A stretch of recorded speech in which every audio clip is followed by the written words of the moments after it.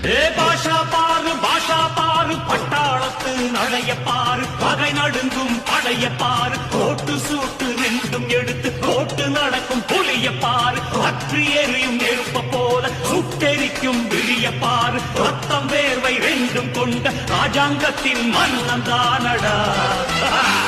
இவன் பேருக்குள்ளே காந்தம் உண்டு உண்மைதானடா இவன் பேருக்குள்ளே காந்தம் உண்டு உண்மைதானடா